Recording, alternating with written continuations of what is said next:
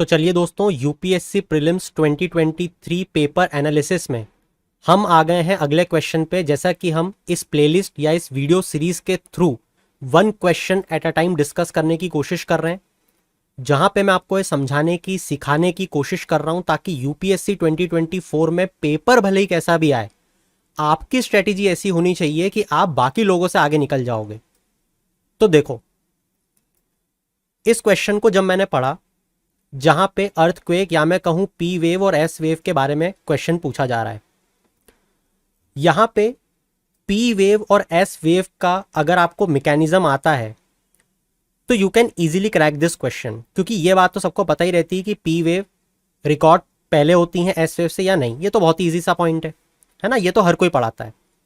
मगर ये जो मैकेनिज्म है, इसको कैसे पढ़ा जाए या एस्पिरेंट ने पढ़ा हुआ होता फॉर यूपीएससी प्रीलिम्स 2023, क्योंकि एग्जाम के बाद तो कोई बता सकता है ना कि ये पढ़ लो, इंपॉर्टेंट है। तो जब मैंने हमारे कंटेंट को देखा, जिसमें हमने साल भर बहुत रगड़ के तैयारी की है, तो मैंने देखा कि इस पी वेव और एस वेव मैकेनिज्म को हमने एज इट इज पहले पढ़ा हुआ है।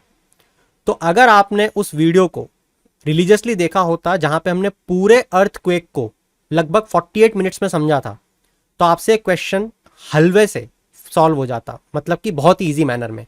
आइए देखते हैं कैसे। तो देखो दोस्तों, ये है वो अर्थक्वेक का वीडियो जहां पे मैंने पी वेव और एस वेव मैकेनिज्म को आपके साथ डिस्कस किया था बहुत इलेबोरेट मैनर में।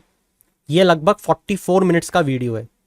अगर आप ध्यान से देखोगे तो ये 2 साल पुराना वीडियो है। ये मेरा मास्टर वीडियो है। ये 2 साल पहले जितना रेलिवेंट था, ये अगले 5 साल भी उतने रेलिवेंट रहने वाला है, जब तक कि अर्थक्वेक आना बंद ना हो जाए। ठीक है, तो ये जो अर्थक्वेक का वीडियो है, यहां पे हमने पी वेव और एस वेव को डिस्कस किया था। ये रही उसकी टाइमलाइन। आइए देखते हैं कैसे तरीके से पूछ सकता है, जिसके लिए आपको पूरी तरीके से तैयार रहना चाहिए।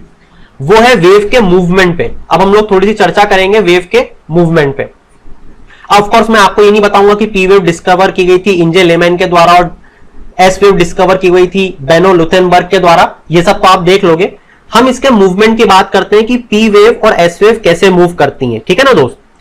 तो आपको ये पता होना चाहिए कि पी वेव, अगर ये एक मटेरियल है, ठीक है, तो इस मटेरियल में अगर ये वेव ऐसे मूव कर रही है, तो ये मटेरियल का इसके बीच में जो भी आता है उसको कंप्रेस भी करती है, मतलब यहां पे कंप्रेशन भी होगा, और साथ ही साथ उस मटेरियल को एक्सपांड भी करती है। दैट इज उस मटेरियल का एक्सपांशन भी होगा। मैं फिर से रिपीट करता हूं, जैसा कि आप देख भी पा रहे हो कि वेव के प्रोपोगेशन के साइड में जो भी मटेरियल आएगा, उस मटेरियल का कंप्रेशन भी होगा और एक्सपांशन भी होगा। वहीं अगर मैं एस वेव की अगर आपको बात बताऊं, तो एस वेव में वापस से अगर हम लोग एक मटेरियल लें, मान लो ये मटेरियल है और वेव का प्रोपोगेशन इस तरीके से हो रहा है, तो वेव के प्रोपोगेशन होने के साथ साथ में यहां पे क्रेस्ट और ट्रफ भी बनेंगे। ध्यान रखना, मैं फिर वापस रिपीट करता हूं, यहां पे भी वेव का प्रोपोगेशन बिल्कुल वैसे ही हो रहा है जैसा पी वेव का हो रहा था, मगर यहां पे इस वेव के प्रोपोगेशन के साथ साथ में मटेरियल के अंदर क्रेस्ट भी डेवलप होगा और ट्रफ भी डेवलप होगा। मैं उम्मीद करता हूं आप समझ गए। इस क्रेस्ट और ट्रफ के